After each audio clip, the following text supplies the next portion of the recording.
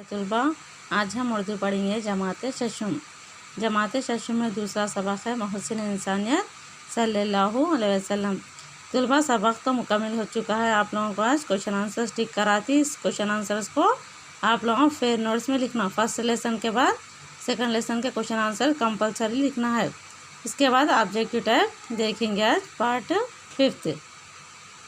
तलबा, गौर से देखो, टिक कर लेना है क्वेश्चन आंसर्स दूसरे लेसन के।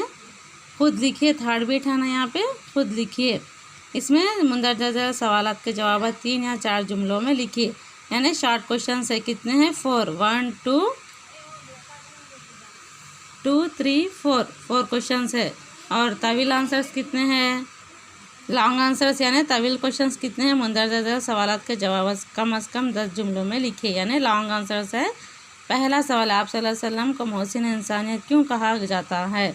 इसी तरह दूसरा सवाल, समाज में सुधार लाने के लिए आपको कौन कौन से भलाई के काम करेंगे। 2 सवालात है, ये 4 कितने 6 सवालात के जवाब लिखना है। क्वेश्चन आंसर्स लिखने के बाद लफ्जियात भी लिखना रहता है। आप लोगों को लफ्जियात कैसा लिखना, देखो मैं यहाँ समझा रही। अलीफ है लफ्जियात में। दर्जे झेल अल्फाज को जुमलों में इस्तेमाल कीजिए। जुमलों यानी सेंटेंस में इस्तेमाल करना। कैसा इस्तेमाल करते सेंटेंस में। अब यहाँ पे अलील सबा है। दूसरा क्या है, देखभाल, हुस्न सुलूक, अहले वतन, पहल करना, हिजरत, बेराह रुई। तो मिसाल के तौर पर एक है, देखो यहाँ पे अलील सबा चहलकदमी से आदमी सेहतमंद रहता है।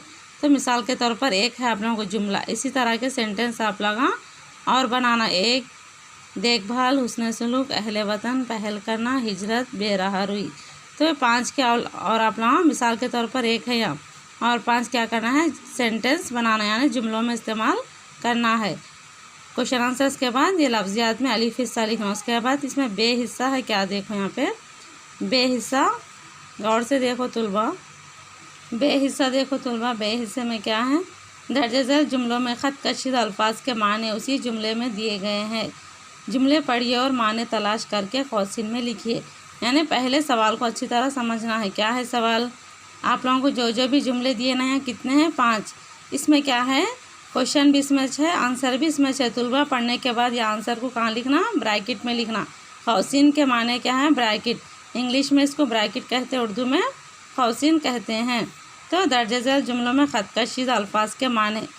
यहाँ पे ख़त कशीदा क्या है, अंडरलाइन करे हुआ अल्फाज को क्या करना है, इसी में आंसर है दूसरे जुमले में, उसका आंसर ब्रैकेट में लिखना। कैसा लिखना देखो, पहला है आप सल्लल्लाहु अलैहि वसल्लम पर कुरान पाक का नज़ूल हुआ। दूसरे अंबिया पर भी सहफ़े उतारे गए। यानी नुज़ूल आप सल्लल्लाहु अलैहि वसल्लम के ऊपर क्या नाजिल हुई, कुरान मजीद। तो कुरान मजीद का नाजिल होना, नुज़ूल के माने हैं नाजिल होना, उतारना। तो यहाँ पे दूसरे जुमले में इसका जवाब कहाँ है, उतारे गए, तो उतारना। नुज़ूल बोल के यहाँ पे अंडरलाइन किया गया, देखो यहाँ पे नुज़ूल के नीचे ख़त कशीदा है। इसी तरह इसका नुज़ूल के मीनिंग्स क्या है, उतारे गए। उतारे गए क्या है, यहाँ पे आंसर एज लाइन में है, तो इसलिए आप लोग ब्रैकेट में लिखना। इसी तरह दूसरा सवाल देखो, आप सल्लल्लाहु अलैहि वसल्लम ने दीन की तबलीग की। तबलीग के माने हैं इस्लाम को फैलाना। हमारा भी ये फ़र्ज़ बनता है कि हम अहकाम शरीयत को दूसरों तक पहुँचाए। तो यहाँ पे तबलीग के माने हैं इस्लाम को फैलाना। तो तबलीग के नीचे ख़त कशीदा किया गया। तो आप सल्लल्लाहु अलैहि वसल्लम क्या कर रहे थे, दीन की दावत देने निकले थे। कहाँ पे, मक्का और मदीना में। तो हमारा भी फ़र्ज़ ये बनता है कि हम अहकाम शरीयत को दूसरों तक पहुँचाए। तो हमारा भी फ़र्ज़ क्या है कि हम इस्लाम को दूसरों तक पहुँचाना बहुत ज़रूरी है।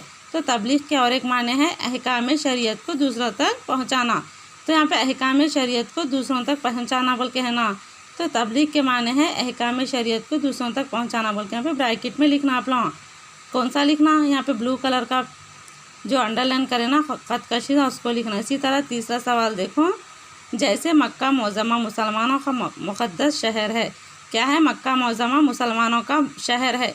यानी इस शहर में सबसे ज़्यादा मुसलमानों की आबादी है। कहाँ पे, मक्का मुअज़्ज़मा।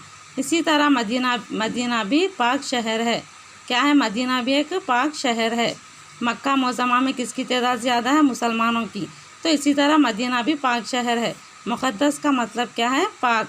तो यहाँ पे मुक़द्दस के मीनिंग्स, मुक़द्दस के नीचे ख़त कशीदा किया गया। तो इसी तरह से और एक माने हैं पाक। तो पाक को क्या करना है आप लोग कौसिन में लिखना। कौसिन के माने क्या है? ब्रैकेट। इसी तरह नंबर 4, आप सल्लल्लाहु अलैहि वसल्लम का वसाल मदीना में हुआ, यानी आप सल्लल्लाहु अलैहि वसल्लम का इंतकाल कहाँ पे हुआ? मदीना में।